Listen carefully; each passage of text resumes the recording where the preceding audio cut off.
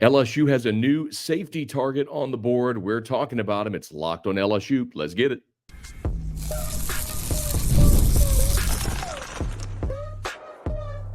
You are Locked on LSU, your daily podcast on the LSU Tigers. Part of the Locked On Podcast Network, your team every day. Okay, let's get it. It is Locked on LSU, your team every day. I'm your host, Matt Moscona. Thanks so much for making us your first listen every single day. We are free, available wherever you get podcasts, of course, on YouTube as well. We are also brought to you today by FanDuel. Always love telling you about our friends over at FanDuel. Make every moment more as playoffs wind down. The sport stops sporting like we want them to. But this summer, FanDuel is hooking up all customers with a boost or a bonus daily.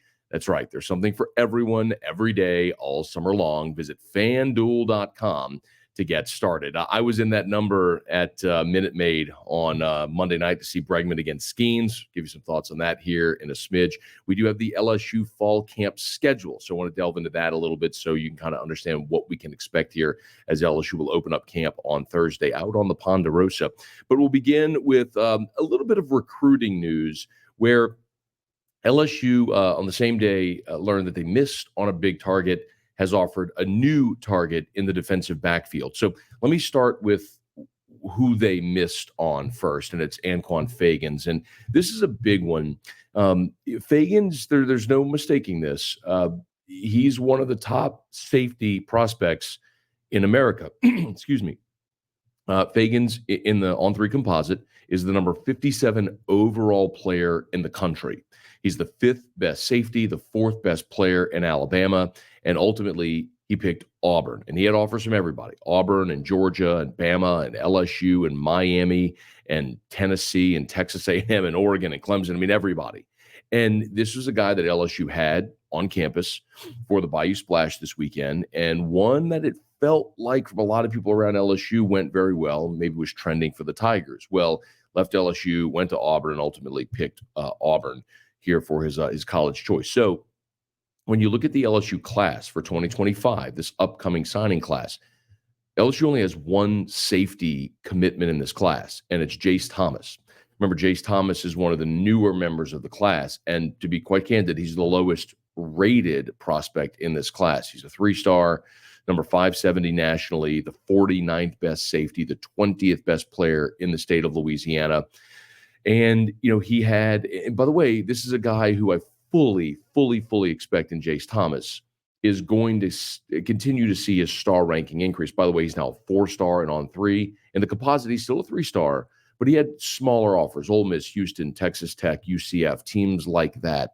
Not the big boys of the Power 5. But he came to LSU's camp, he wowed, and he earned his offer, which is something that you'd always like to see. But Jace Thomas is still the only safety you have in the class. And with Fagans now out, LSU has, on Monday, offered Jacob Bradford. So let's start with the sort of obvious one here, and that's Jacob Bradford's brother, Blaine Bradford. Now, Blaine Bradford is the 2026 safety. So Blaine Bradford is entering his junior year of high school. And he's the guy that's the number 1 safety in the country for 2026. He's the number 15 overall player in the country, the number 3 player in the state, that bumper crop. We've talked about Blaine Bradford plenty. This is Blaine Bradford's older brother, Jacob. So Jacob is entering his senior year. And he is committed to Houston. He committed to Houston back at the end of June. And he has some Power 5 offers as well. Well, Houston is a Power 5 team, but he's got Texas Tech and Arizona State, Georgia Tech, Vanderbilt's in there as well. So he's got some Power 5 offers, but smaller Power 5 offers. But when you look at Jacob Bradford, the really difficult part for a guy like Jacob Bradford is everyone is naturally going to compare him to his brother. And it's kind of like a Leonard Fournette type situation. People would ask all the time when LSU got Leonard Fournette's commitment, hey, is he as good as his brother? No, he's not. His brother was the most gifted running back LSU's ever had in the history of the program. Leonard Fournette was a good running back, but he was not his brother. And so similarly, when we talk about Jacob Bradford, the first thing you have to do is not say, is he as good as Blaine Bradford? Because there's a reason Blaine Bradford's a 5-star and the top 15 overall prospect of the country at any position and the number one safety and all that sort of stuff. By the way, it is worth mentioning Blaine Bradford, one of the reasons that he was at one point a top 5 prospect of the country, one of the reasons he ticked down a smidge is because he was injured for much of his sophomore year and didn't get to play a lot in 2023 season. So, but Jacob Bradford, 5'11", 195. He is a 4-star in the composite. He's the 37th best player. 37th best safety in the country for 2025, and he's the 11th best player in Louisiana. So as we look through the class in Louisiana, Harlem Berry, LSU commit, Jabari Antoine, Miami, Devin Harper, JT Lindsey, both LSU commits. James Simon is the running back, the Texas commit. Teron Francis, Keelan Moses are 6 and 7. They're LSU commits. Jacob Washington is a Michigan commit. J.D. LaFleur, number 9, is an LSU commit. Jasper Parker, also out of Shaw, is a Michigan commit. And then the 11th best player and the highest ranked defensive back in Louisiana for 2025 is Jacob Bradford. So he is the highest rated DB in the state for the class of 2025. And I think this certainly this LSU coaching staff has got to be looking at Jacob Bradford and at the safety position saying you got to fortify numbers there. Because really when you look at this season, you know after this year you're going to lose Sage Ryan, you're going to lose Major Burns. And while, yes, you have some young talent there, every time you're building a roster now, it has to be with the transfer portal in mind and the possibility of losing prospects in the portal. And I'm very high on Deshaun Spears, who's coming into his freshman season at LSU. I think LSU's got a lot of talent at the safety position there and some of the young guys. But where does Javen Toviano, provided he does make it back to the program, is he a corner? Is he a safety? I think Kylan Jackson out of nearby Zachary, who got to play later in his freshman season, is someone that you should be very high on.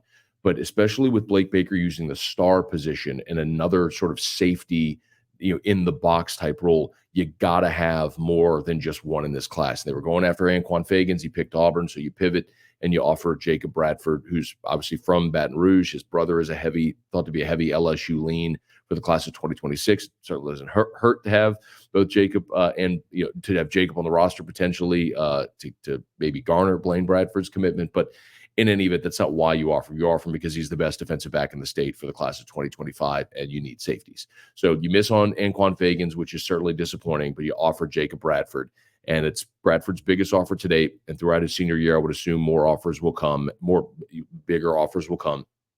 And hopefully he lands in this LSU class for the class of 2025. We'll keep you posted as that moves along. Okay.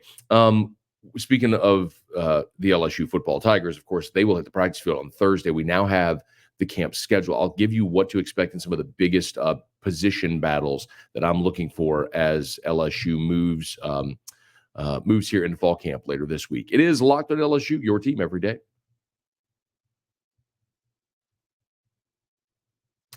Love to tell you about FanDuel. FanDuel, of course, has been a great part of ours here on Locked on LSU. And I love sports just like you do. I never want them to stop. But as the playoffs wind down, we get fewer games. The sports aren't sporting like we want them to. But FanDuel lets me keep the sports going whenever I want. All I have to do is open the app, dream up bets anytime I'm in the mood. And this summer, FanDuel is hooking up all customers with a boost or a bonus daily. That's right. There's something for everyone every day, all summer long. So head over to FanDuel and start making the most out of your summer. FanDuel is an official sports betting partner of Major League Baseball. Man, speaking of which, I was at the Minute Maid Park. Of course, you could bet prop bets on Paul Skenes, who has hit 100 strikeouts for his career already. So congrats to Paul Skenes on that. But you want to get in the action there a little more, make sure you head over to FanDuel.com. Make the most out of your summer. Take advantage of those great boosts and bonus. FanDuel, official sports betting partner of Major League Baseball.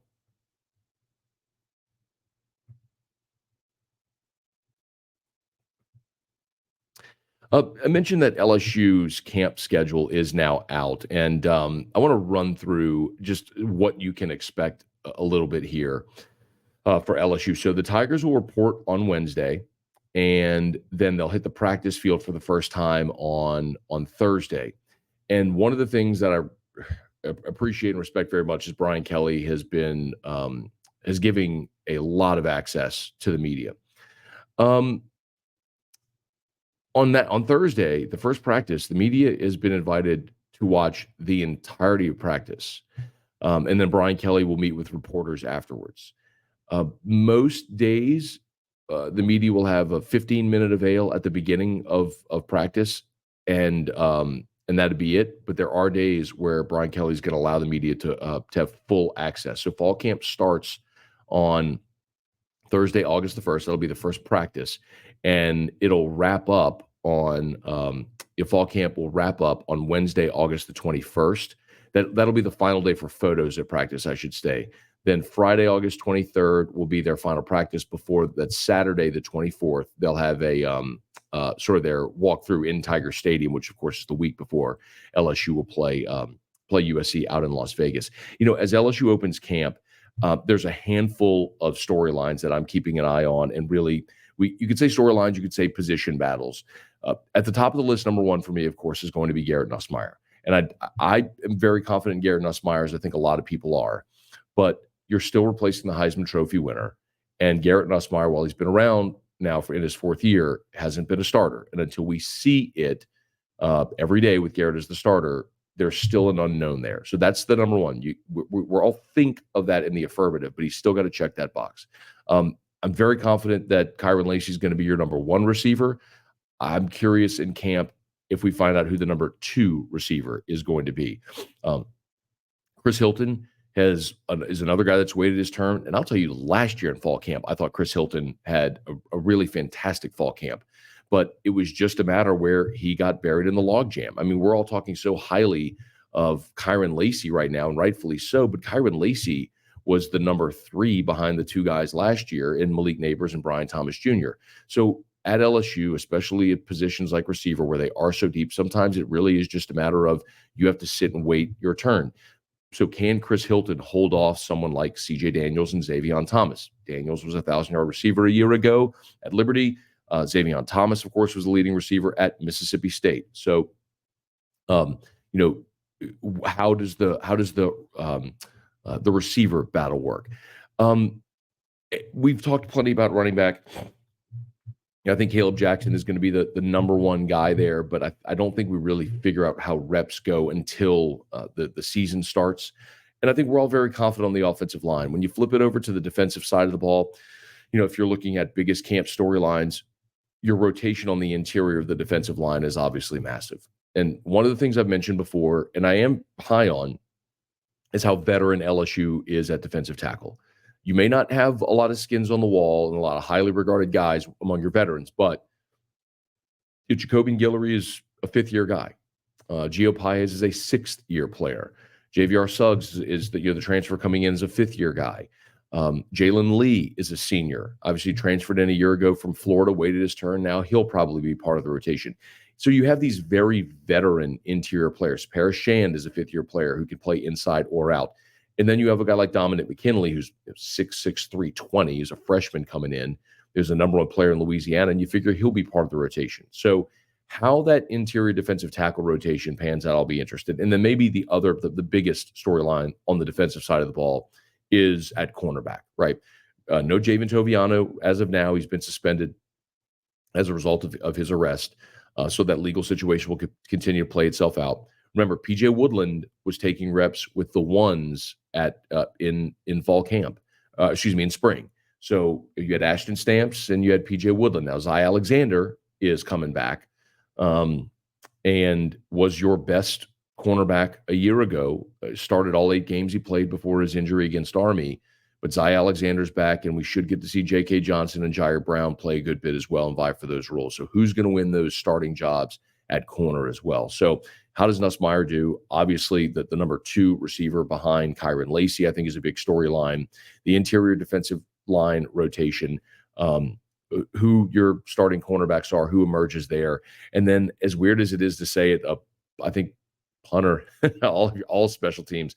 We default and talk so much about offense, defense, and ignore special teams, but it's been pretty well documented that Brian Kelly's 2 years in Baton Rouge, special teams have been among the least efficient units in America. So, Peyton Todd has waited his turn, but they obviously went and got a punter from Louisiana Tech because Peyton Todd was inconsistent. Brian Kelly told us that point blank after the spring game. And, we were all very confident in Damian Ramos as the place kicker, but who's going to return kicks and punts as well? We'll start to get some of those answers when LSU opens up fall camp here on Thursday. And very, very excited for it, y'all. It's here. I mean, it is upon us. We wait so long for the start of football, and when it gets here, you just get kind of giddy, and it's about where we are right now. Congrats to Garrett Nussmeier and Kyron Lacey. Also, they were named to the Maxwell watch list on Monday. It's watch list season, so every day throughout the next several weeks, you'll see the national award watch list dropped, and the Maxwell Award is given to the best player in college football. Both Garrett Nussmeier and Kyron Lacey on that list. So congrats to them. Okay, we're going to scoot along here. I'm actually doing the show from my hotel room in Houston here on Tuesday morning. I was at the game last night for Skenes against Bregman. So I want to talk about that. We'll get to those two guys as we continue here on Locked on LSU, your team every day. All right. It is my pleasure to be able to tell you about Ibata. Whenever you think about vacation season, even with football season coming up, a lot of people are going to be tailgating. I'm sure you'll be in that number, as I will be as well, just enjoying football and everything that goes along with it. And we go to the store and we buy everything that we need, and we never really think about it. But what if you had an opportunity to earn real money, real cash every time you shop? Well, that's what Ibata is. It's a free app. It's IBOTTA. It's a free app, and you can earn on hundreds of items, from groceries and beauty supplies, even toys. So you can make sure that you're beating inflation no matter what you're purchasing. If you're going to the gas pump or if you're going to be buying groceries, make sure that you're using Ibata. The average Ibata user earns $256 per year. I mean, when you think about it, that could be a grocery run. That could be a car payment. That could be gas for a month or however often you drive. Just for using the free Ibata app. Look, there's other apps that give you points. And I don't know that points necessarily amount to much, but with Ibata, you are earning real cash back that you can withdraw to your bank account, PayPal, gift cards.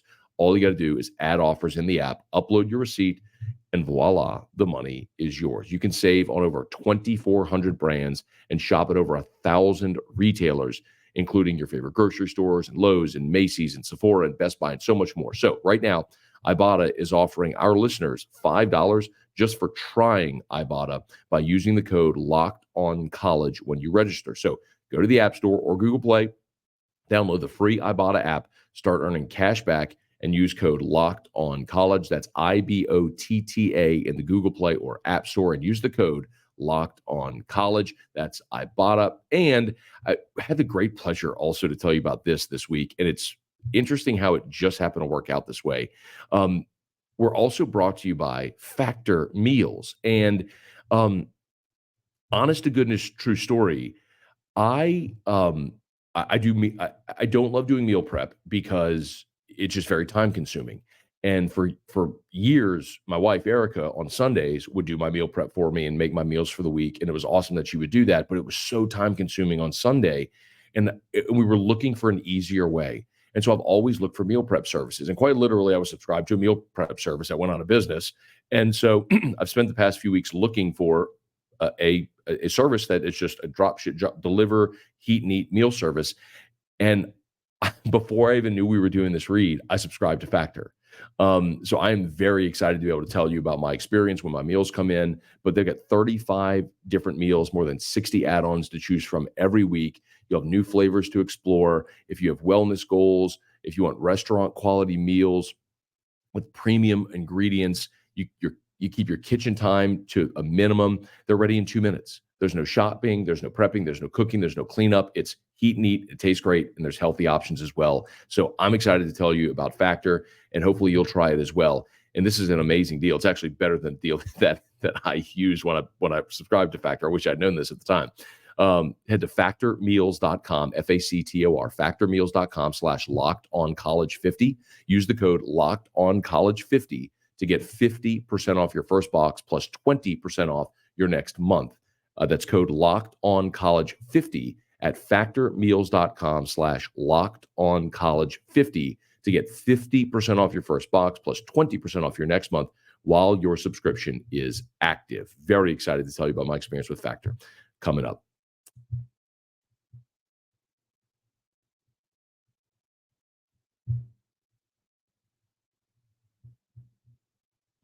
Okay, I am actually I'm recording this here on Tuesday morning, and it's interesting because I'm recording this, uploading it, and I'm hitting the road back to Baton Rouge to do my radio show on Tuesday afternoon. But I'm here in Houston because I was at the Pirates Astros game on Monday night, and the Pirates ended up winning with a dramatic home run, a 3-run homer by Michael Taylor in the 9th inning. After the Pirates tied it in the 8th at 2. It was interesting because the Astros projected starting pitcher was traded at the deadline. This was ended up being just a bullpen game for the Astros against Paul Skenes. And the Astros bullpen was no hitting Pittsburgh through 5 innings. Skenes did allow a leadoff single to Jose Altuve, but really cruised after that, but did not factor in the decision because he got really no run support. Skenes went 6 innings. He allowed 2 runs on just 5 hits. He struck out 6. He did walk 3, only allowed 1 earned run. It unraveled a bit on him in the 6th, but he got a ground ball double play to get out of it, which ended his night. But a really good night for Paul Skenes. And he did face Alex Bregman a couple of times and actually got Bregman to strike out a couple of times as well. So Bregman was 1 for 5 in the game. He did get a hit off of Skenes down the right field line.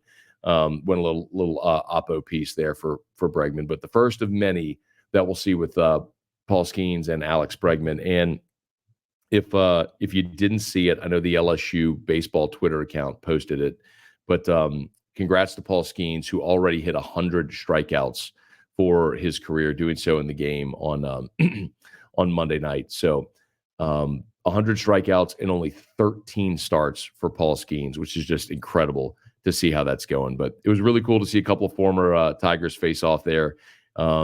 And Skenes got Bregman swinging, the strikeout swinging in the first at-bat, but Bregman did get a knock against Skenes, and we'll see that, I'm sure, many, many more times throughout their professional careers. Okay, that's going to do it for us here on this Tuesday edition of Locked on LSU. Thanks, as always, for making us your first listen every single day. Hey, how about, excuse me, for your second listen, enjoy Locked On College Football. Spencer McLaughlin, who's been kind enough to invite me on the show a couple times, get you ready for an exciting season on the gridiron with discussion on the upcoming season and the ever-changing landscape of college athletics, including realignment, transfer portal, NIL, new college football expanded playoffs, and more. Locked On College Football is available on YouTube and wherever you get podcasts, part of the Locked On Podcast Network, your team every day. That'll do it for us. Please subscribe on your favorite podcast app, rate us, leave a review, let a friend know if they love the Tigers. We got you here every single day for Locked on LSU and on YouTube, so smash that like button and let a friend know if they love the Tigers. We got you for Locked on LSU, your team every day.